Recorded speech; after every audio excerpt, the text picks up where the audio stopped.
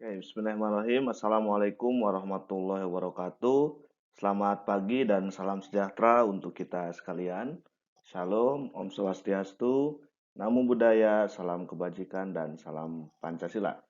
Oke, baik. Eh, Anak-anakku sekalian, hari ini adalah pertemuan kelima. Kita akan masuk pada pokok bahasan tentang negara hukum atau konstitusi. Nah, pada pertemuan kali ini saya coba akan melengkapi salindia yang sudah tersaji di LMS. Nah, fokus pada bagaimana hukum itu dijadikan panglima di negara kesatuan Republik Indonesia. Nah, pertama saya akan coba menjelaskan kepada Anda kenapa Indonesia memilih sebagai negara hukum sebagaimana tertuang dalam pasal 1 ayat 3 Undang-Undang Dasar 1945. Perlu kita bedakan antara konsep negara hukum dengan negara kekuasaan. Atau dalam bahasa lain, negara hukum disebut sebagai Rechtsstaat dan negara kekuasaan disebut sebagai Mahstat. Nah, apa perbedaan signifikan antara Rechtsstaat dan Mahstat itu? Yang pertama adalah Rechtsstaat. Dalam konsep negara hukum, negara itu bertujuan untuk menyelenggarakan ketertiban hukum tentu didasarkan pada kehendak, aspirasi, harapan-harapan rakyat gitu ya. Jadi aturan hukum itu dibuat berdasarkan atau menyerap aspirasi dari masyarakat. Kemudian yang kedua adalah tindakan penguasa. Oleh karena itu didasarkan atas hukum yang diatur berdasarkan aspirasi masyarakat itu. Dan yang ketiga, pembatasan kekuasaan penguasa itu semata-mata untuk melindungi kepentingan masyarakat. Dalam konteks ini lebih fokus pada bagaimana hak-hak dasar manusia, ya, hak-hak dasar yang dimiliki oleh warga negara Republik Indonesia itu dilindungi dari tindakan kesewenang-wenangan penguasa. Nah, tentu berbeda dengan Mahstat gitu ya. Karena dia negara kekuasaan, maka penyelenggaraan negara itu didasarkan atas kekuasaan atau kemauan penguasa. Nah, apakah di negara kekuasaan itu tidak ada hukum, tidak ada aturan? Tentu ada. Aturan-aturan itu tetap ada, namun sekali lagi, sekalipun ada aturan, tapi dia merupakan bentukan daripada penguasa gitu ya.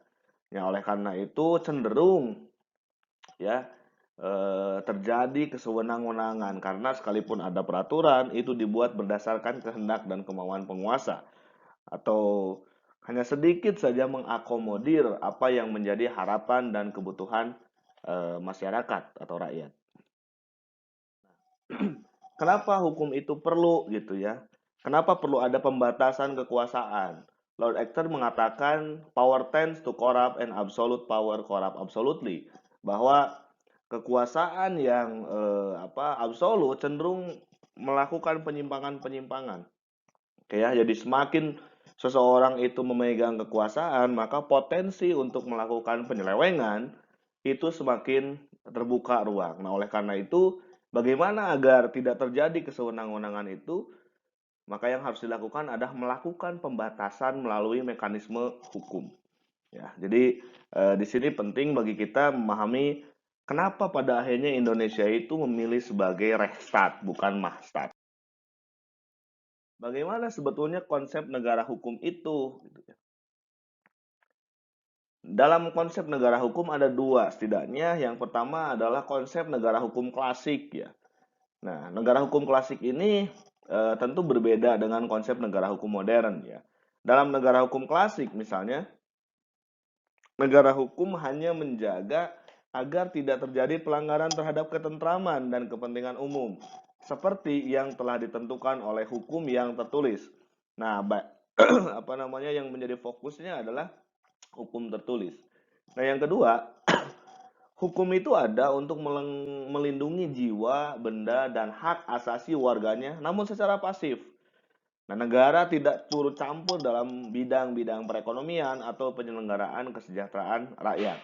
Nah, tentu berbeda dengan negara hukum modern, di mana negara itu berfungsi atau berposisi untuk menjaga keamanan seluas-luasnya di berbagai bidang, tidak terbatas pada bidang tertentu saja. Nah, kemudian negara itu ada untuk menjaga keamanan sosial dan menyelenggarakan kesejahteraan umum. didasarkan pada prinsip-prinsip hukum yang benar dan adil. Sehingga hak-hak asasi warga negaranya terjamin dan terlindungi.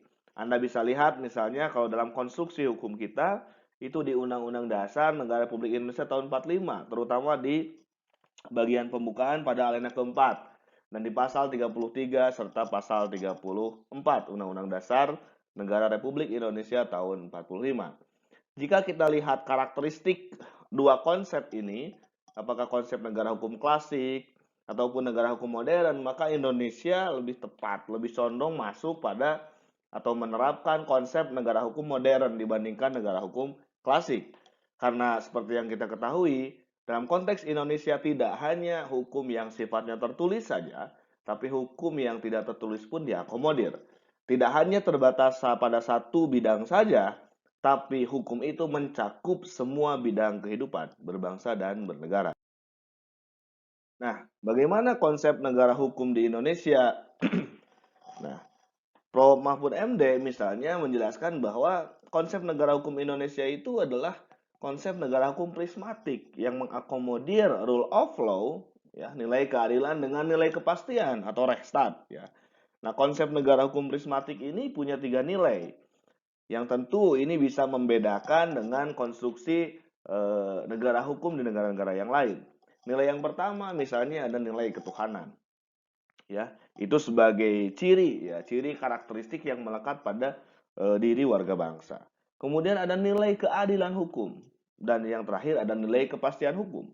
Jadi membincangkan tentang konsep negara hukum di Indonesia, konsep negara hukum prismatik, tidak semata hanya melihat nilai kepastian hukum sebagaimana tertuang dalam pasal-pasal dalam undang-undang, tapi lebih jauh daripada itu dilihat aspek keadilan hukumnya. Apakah pasal-pasal tertentu itu memuat asas-asas keadilan hukum atau hanya bicara tentang kepastian hukum saja? Dan yang lebih tinggi daripada itu adalah bicara tentang nilai ketuhanan. Ya, jadi konstruksi hukum kita seperti yang Anda lihat di gambar adalah mengakomodasi, ya, nilai keadilan dan nilai kepastian hukum ditambah dengan basic prinsipnya, nilai ketuhanan, ya. Sebagaimana yang menjadi falsafah kita gitu ya.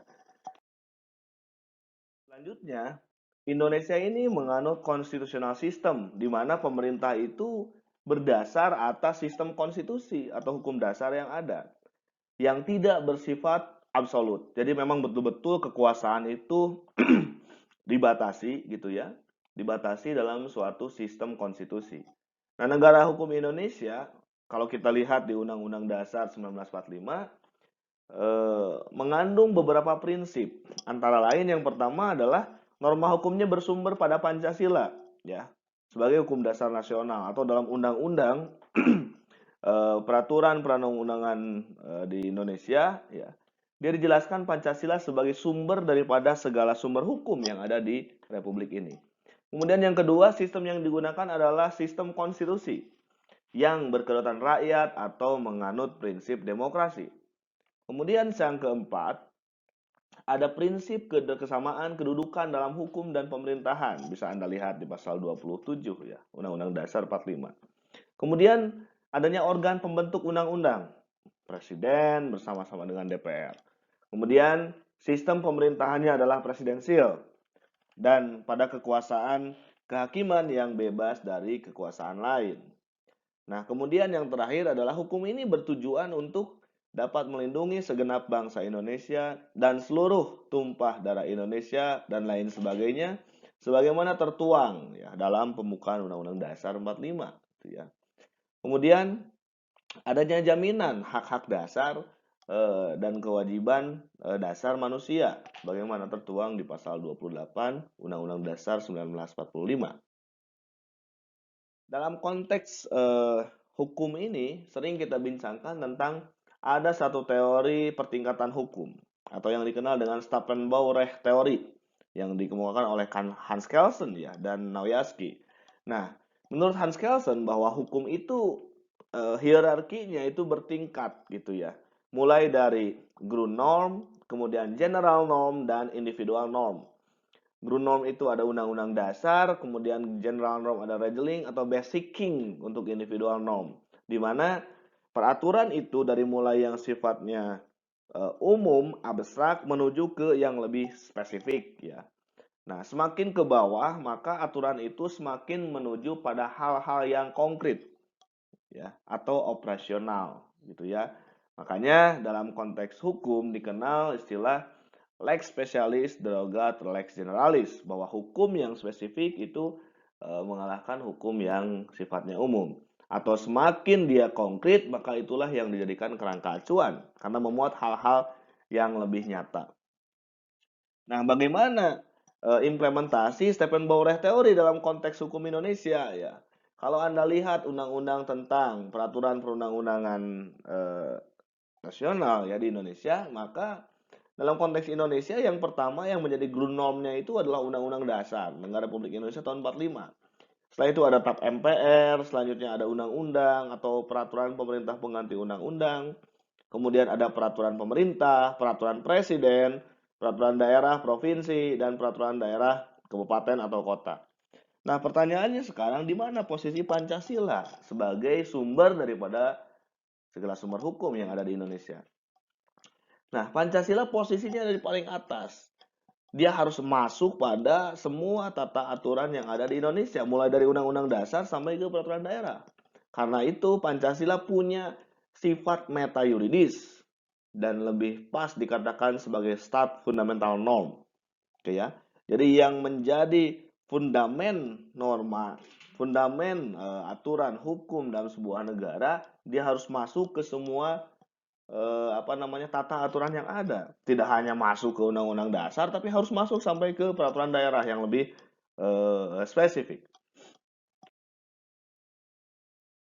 Oke, dalam negara hukum ada beberapa prinsip yang dianut ya. Yang pertama adalah supremasi hukum.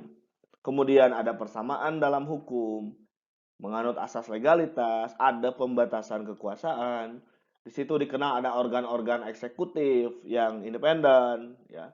Kemudian ada peradilan yang bebas dan tidak memihak, tidak bisa diintervensi oleh kekuasaan manapun karena hukum dijadikan panglima paling tinggi. Kemudian ada peradilan tata usaha negara, ada peradilan tata negara, kemudian ada perlindungan hak asasi manusia, kemudian demokratis, mengakomodir masukan-masukan, kemudian berfungsi sebagai sarana untuk mewujudkan tujuan bernegara. Jadi hukum itu semata merupakan instrumen untuk mencapai apa yang ingin diraih gitu ya, dalam kehidupan berbangsa dan bernegara. Kemudian dalam konteks negara hukum ya ada prinsip transparansi dan kontrol sosial. Makanya setiap akan melahirkan satu produk hukum ya, undang-undang misalnya, itu ada uji publik dulu, kemudian ada transparansi RU-nya ya, kemudian masyarakat rakyat boleh melakukan kontrol terhadap pembentukan satu peraturan perundang-undangan. Nah, yang ramai sekarang misalnya ada Undang-Undang Cipta Kerja ya, Omnibus Law yang baru saja diputuskan. Banyak respon dari masyarakat gitu ya terkait dengan substansi daripada Omnibus Law ini. Cuma yang paling penting menurut saya sebagai fungsi kontrol sosial, maka masyarakat ketika ingin merespon satu produk hukum yang dikeluarkan oleh pembuat peraturan, maka yang paling penting adalah dibaca dulu undang-undangnya. Jangan tidak dibaca secara utuh, tidak dipahami secara baik, mulai dari undang-undang yang sudah disahkan, diketok palu kemarin, tinggal menunggu tanda tangan atau nomor saja dari eksekutif misalnya.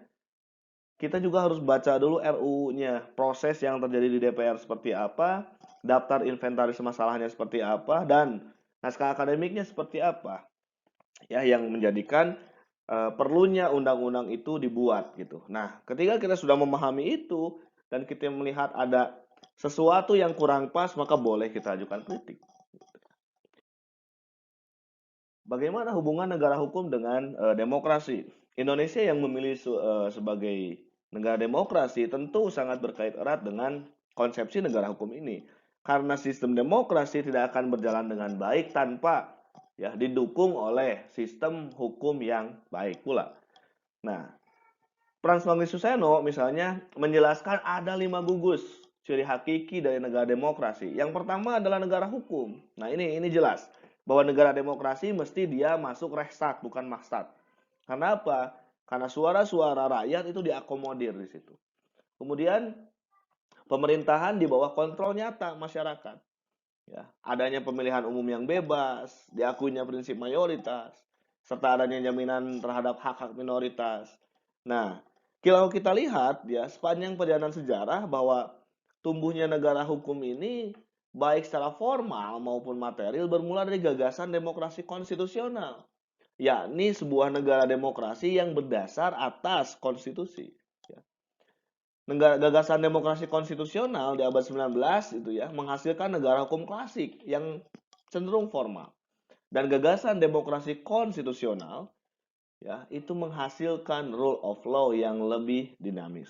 Tidak hanya bicara hal-hal formalistik semata pada tata aturan hukum tertulis, tapi juga membincangkan tentang aspek-aspek lain ya di samping aturan tertulis itu. Nah, selanjutnya ketika kita membincangkan bagaimana sebuah negara itu berjalan dipayungi oleh satu mekanisme hukum yang jelas, maka yang tidak kalah pentingnya selain kita bicara tentang substansi undang-undang, substansi aturan, kemudian bagaimana proses pembuatan aturan itu, yang lebih penting menurut saya adalah bagaimana agar aturan yang ada itu bisa dilaksanakan gitu. Maka harus didukung oleh satu kesadaran hukum dari masyarakat. Nah, kesadaran hukum ini menjadi penting karena kebermaknaan suatu aturan itu ya hanya akan terlihat dari apa? Dari perilaku yang ditampilkan oleh warganya. Sebagaimana walaupun dia tadi diakomodir harapan-harapannya, kebutuhan-kebutuhannya, tapi setelah itu jadi produk hukum maka dia akan mengatur dirinya gitu ya. Maka menjadi penting bagi kita melihat apakah hukum itu efektif dalam arti bisa diimplementasikan dalam tindakan keseharian. Nah, apa sebetulnya kesadaran hukum ini? Sujono Sukanto mengatakan bahwa kesadaran hukum merupakan konsepsi-konsepsi abstrak di dalam diri manusia tentang keserasian antara ketertiban dengan ketentraman yang dikehendaki. Oke ya, maka bicara hukum sebetulnya bicara tentang bagaimana mengatur, oke ya, bagaimana menciptakan situasi, kondisi kehidupan yang lebih baik gitu ya. Nah, makanya kesadaran hukum ini merupakan satu keselarasan antara ketertiban dengan ketentraman yang dikehendaki atau yang sepantasnya. Oke ya. Nah, oleh karena itu Sujono Sukanto memberikan indikator-indikator untuk mengukur tingkat kesadaran dan atau kepatuhan hukum seseorang. Nah, yang pertama untuk melihat tingkat kesadaran hukum warga negara atau seseorang itu adalah kita bisa melihat dari pengetahuan hukumnya. Pengetahuan hukum itu merujuk pada kemampuan dia untuk melihat mengenai aturan-aturan yang ada ya. Mengetahui bahwa ada aturan-aturan tertentu yang mengatur tentang oke ya. Nah, kemudian yang level kedua masuk pada pemahaman hukum. Selain kita tahu bahwa ada aturan tertentu, kita pun paham isinya. Misalnya, sekarang ada undang-undang Omnibus Law, misalnya undang-undang Cipta Kerja. Kita tahu ada undang-undang itu, tapi kita harus juga paham mengenai isi yang diaturnya. Sebetulnya substansi undang-undang itu apa sih gitu ya. Jadi tidak hanya cukup dengan tahu ada undang-undang Cipta Kerja saja, tapi kita pun juga harus memahami isi dari undang-undang tersebut. Nah, level berikutnya adalah sikap terhadap hukum. Kalau kita sudah tahu, sudah memahami isinya, maka kita harus bersikap terhadap aturan hukum itu.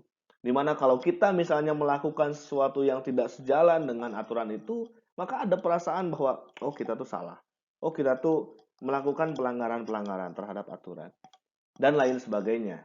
Ya. Dan yang paling penting, yang terakhir, ya, yang paling baik adalah setelah kita tahu, setelah kita memahami substansi atau isi dari peraturan perundang-undangan, kita mampu bersikap terhadap aturan itu, dan yang terakhir adalah kita mampu menunjukkan perilaku yang sesuai dengan aturan hukum yang ada. Nah, berdasarkan 4 hal ini, kita bisa melihat sebetulnya derajat kesadaran hukum kita itu ada di level mana gitu. Semakin tinggi ya, semakin tinggi indikator kesadaran hukum itu, maka semakin baik tingkat kesadaran hukum dan kepatuhan hukum. Sebaliknya, semakin rendah indikator, misalnya hanya sebatas tahu saja, maka tingkat kesadaran dan kepatuhan hukum kita itu akan semakin rendah. Demikian kira-kira yang bisa disampaikan. Terima kasih. Kita lanjutkan di sesi diskusi. Selamat pagi menjelang siang. Assalamualaikum warahmatullahi wabarakatuh.